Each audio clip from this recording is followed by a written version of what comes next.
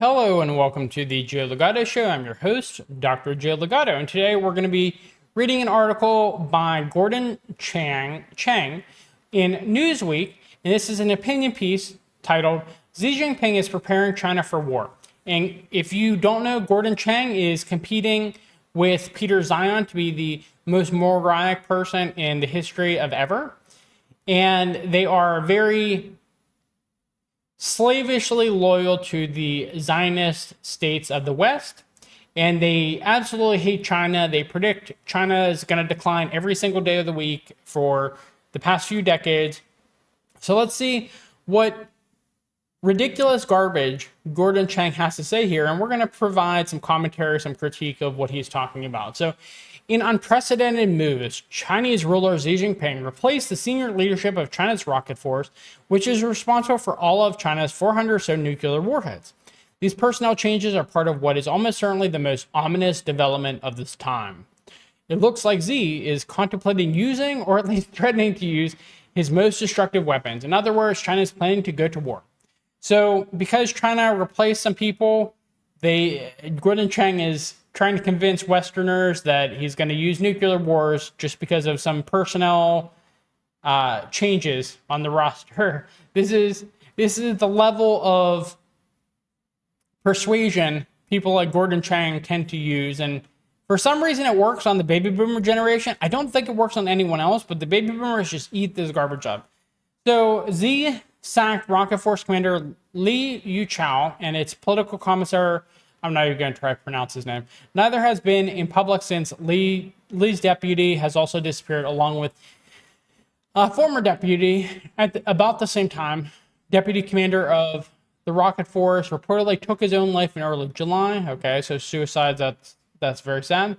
Periodically, there have been suicides of senior Chinese military lead officers, but the simultaneous removal of the top two officers of the Rocket Force is unprecedented. Also unprecedented are the replacements coming from other branches. The new Rocket Force commander is from the Chinese Navy, and the new commissar moved over from the country's Air Force. Okay, so they're deciding on getting their personnel from different places than they previously got it. That still does not mean that they're going to nuke the world, as Gordon Chang likes to pretend. American observers seem to believe that the sweeping purge was designed to target widespread corruption in the senior ranks of the PLAs, People's Liberation Army. Chris Buckley of the New York Times, for example, called the personnel changes an unexplained shakeup that suggests suspicions of graft or misconduct. Okay, so Xi Jinping is pushing anti-corruption across every branch of government, every branch of the military, et cetera, et cetera. And so this could just be that. It's just a matter of he wants clean, non-corrupt people in positions of power.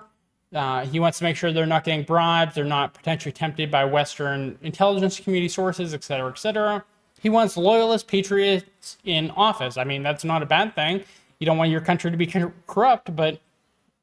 And that's the thing where if this was a Western supported country and they were doing anti-corruption stuff, they would get entirely different articles written about them. So this is just propaganda. Remember that. So the article goes on to say, yet this explanation is partial at best. Almost all the senior generals had good reputations before the promotion. They could have good reputations, but that doesn't mean they're not corrupt. Said a well-placed source speaking anonymously to Hong Kong South China Morning Post. Indeed, while the PLA's senior officer corps is known to be thoroughly corrupt, okay, Xi Jinping has, during his decade-long rule, generally tolerated corruption among supporters. That's ridiculous. So he's done his best to get rid of corruption. It's less likely that corruption was the reason behind the purge in the Rocket Force upheaval than a convenient excuse. The more likely explanation for the purge lies elsewhere. From the beginning of this year, Xi Jinping has been purging the military officers opposed to going to war because he's preparing one. Okay, Gordon Chang says this without any evidence whatsoever. And so it's just really fascinating that people actually consider him a legitimate source, a legitimate analyst of China. Xi Jinping these days often talks about war, and his regime is fast preparing for one. Communist Party is implementing the largest military buildup since the Second World War. It's simultaneously trying to sanctions-proof the country, stockpile grain and other commodities, survey America for strikes and sabotage. Okay, so that balloon, that weather balloon, it was confirmed 7 months later that it actually was a weather balloon. It was not surveying America. So the article goes on to say, mobilize China's civilian population for battle. The military indoctrination of children begins during the first year of school. The indoctrination of Americans begins far, far earlier than the first years of school. So they don't have any argument here. I mean, and other things here, like they make it sound like China's like aggressively trying to go to war just because it's trying to sanction-proof its country when the United States kidnaps people, they sanction companies without a reason, such as Huawei. And obviously, China wants to stockpile grain in case of having access to external food sources is cut off. And so, like, these things are ridiculously obvious. Any country would want to do. Why they think this means that China is trying to wage a war on the rest of the world, it just doesn't make any sense whatsoever. Okay. And so why would Xi Jinping, the article says, opt for going into battle? There's no evidence of that. Gordon Chang has not provided any evidence of that. The article says China is failing fast and Xi is being blamed. Okay, that's ridiculously not true. There was a real estate Evergrande crisis that was essentially averted. Nothing happened. That's the thing where, like, when crises happen in America, everyone feels it. It's a huge impact. In China, there was barely any ripple effect to the crisis. So China's just not failing fast. Gordon Chang, Peter Zeihan have been predicting this for decades, and it's just China's doing triple the growth of Western countries, sometimes far more than triple the growth, because Western countries now have negative growth in a lot of cases. So Xi is not being blamed by anything. Xi is very well liked in his country. You could look at any surveys by third parties. Doesn't have to be actual surveys from Chinese sources. His Maoist, so the article says, his Maoist-inspired policies, which favor state enterprises over private and foreign businesses, are making severe problems even worse. Especially troubling is Xi's relentless cutting off of China's links with other countries. That's ridiculous. The Belt and Road Initiative, he's been trying his best to form ties with other countries, and the United States has been trying its best to remove links with other countries. So just, Gordon Chang is one of the dumbest propagandists the world has ever seen. And it's just so amazing how many people actually believe what he says. It's really, really amazing, because this article is not persuasive at all. But for people who have room temperature IQ, and I'm talking Celsius, not Fahrenheit, this makes sense to them. This is very persuasive for them. China is in trouble, said Biden correctly last week at a political event in Utah, as his only way out is to rally the Chinese people with an external crisis. Oh, like America does nonstop. Like, America's only been at peace for 16 years of its existence. It's always had a war it's going in. This is just pure projection from an American propagandist. Xi is not doing any of that. Xi doesn't have external crises. They don't cause threats like this. They don't want to rock the boat because they know they're on a upward course, upward trajectory. Okay, so the article says Chinese doctrine is to threaten the use of nuclear weapons to prevent the United States and others from coming to the aid of Taiwan or other targets. Again, really ridiculous. China is trying its best to integrate Taiwan diplomatically. The United States has consistently, since the Chinese Civil War, made sure that Taiwan could not integrate diplomatically with mainland China. The majority of Taiwanese do not want to get involved in a conflict with China, and so they want to have the peaceful reabsorption eventually. Anyways, it is America that is stopping that. And obviously, China does not want to nuke Taiwan because they want the semiconductor and other high tech that Taiwan has access to.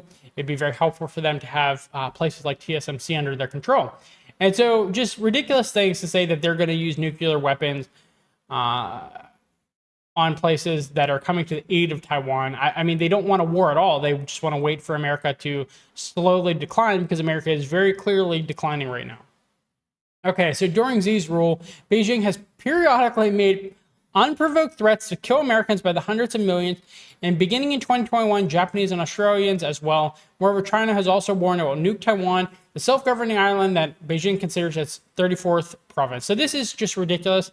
He cites nothing that shows this. Why would they want to nuke it? Because they want the semiconductor industry there. The unprovoked actions are by the Americans, who are sending their naval vessels across the world to go harass China. Obviously, if China had warships off the coast of New York City, people would see that as threatening. That is exactly what the United States is doing on a very regular basis over in the South China Sea. Just ridiculous propaganda. And again, just nonstop shock from me that people actually believe this garbage. In short, Xi needs obedient rocket force officers to execute orders to launch nuclear weapons, especially if the initial stages of the war do not go well for Chinese attackers. So remember, this entire article is because Xi thought some of the leaders of rocket force were corrupt, had them replaced, and Gordon Chang inferred from this that means that Xi Jinping is putting loyal officers in charge who will press the nuclear button whenever Xi wants it. Like, where's that inference coming from? It just makes zero sense, and Gordon Chang does nothing to actually try to back it up. And there are genuinely people, I know people like this, who actually believe people like Gordon Chang, and I'm stunned by the stupidity. But let's move on. As Richard Fisher of the International Assessment and Strategy Center told me, at a time when Xi is preparing for war, his changes in the PLA high command reflect his demand for senior officers who will obey war commands. And so many have been purged, reflects disobedience in the ranks expressed as a reluctance to go to war. The regime handed down a death sentence this year to a former Air Force general due to his continued opposition to an invasion of Taiwan, and he is not alone. Okay, I sincerely doubt that it was because of hostility towards an invasion of Taiwan. I would love to see more about that. They don't get into any of the evidence here, but we can talk about that at some other time. The image that Xi Jinping is firmly in command of the Communist Party is belied by increasing evidence of instability in the ranks of China's military leadership. The extraordinary purge of both the commander and political commissar of the rocket force suggests that there is discontent within China's military with Xi Jinping. Again, where does it suggest that? Like, there's been no evidence that supports that, but they just say it over and over and over again, and people are just like, yeah, well, if you say it multiple times, that must mean it's true. Okay. So a former Canadian diplomat posted in Beijing points these failing domestic and foreign policies, especially the creating our economy. Okay, so their economy is growing at like triple the rate of America's. I don't know how you can consider it failing. They've got some problems that President Joe Biden about China earlier this month. That's not good because when bad folks have problems, they do bad things. Okay, so the United States has a ton of problems. They have a senile leader. They're doing bad things all across the world right now, and it's not working out for them. Okay, bad things like starting wars. Gee, what about the Ukraine crisis, or what about the Israeli crisis? Those are both, I don't think either of those would have happened if it wasn't for the United States. No, I know neither one of those would have happened if it wasn't for the United States. Israel is not strong enough to support itself without United States support, and Ukraine would not have been so arrogant to take hostile actions on the border of Russia if it wasn't for the United States. So when they say bad things like starting wars, that's the United States. The United States starts wars nonstop. The United States has only been at peace for 16 years of its history. Okay, so the article says it's not clear that Xi has succeeded in taming the People's Liberation Army, whether the Chinese military will remain loyal to Xi if he orders an invasion of Taiwan, which could, well, fail disastrously for China, is now very much in question. There is, however, one thing we know: China is a ticking time bomb, which they've been saying for decades, and China has been growing consistently for decades. And now the world has to wonder whether that device is a nuke, the ticking time bomb they're talking about. Ridiculous. This article, I just can't believe people actually believe this, but I know people who believe it. So, like, I know this isn't just a propaganda piece that it's just someone shouting into the void. There's literally an audience for this type of talk. And people who write this garbage should be ashamed of themselves. I don't know, like, there's no amount of bribery that would get me to write this type of garbage. It's really, truly just heinous. This war propaganda, this just completely making up of things about removing people in order to get better people in charge who will be more likely to press the nuclear button. I mean, just so ridiculous. And it's completely evidence fact-free. Anyways, I will leave it there. If you found this to be informative, please give us a thumbs up. It helps us in the algorithm. Please subscribe to our channel, both YouTube and Rumble, for more content.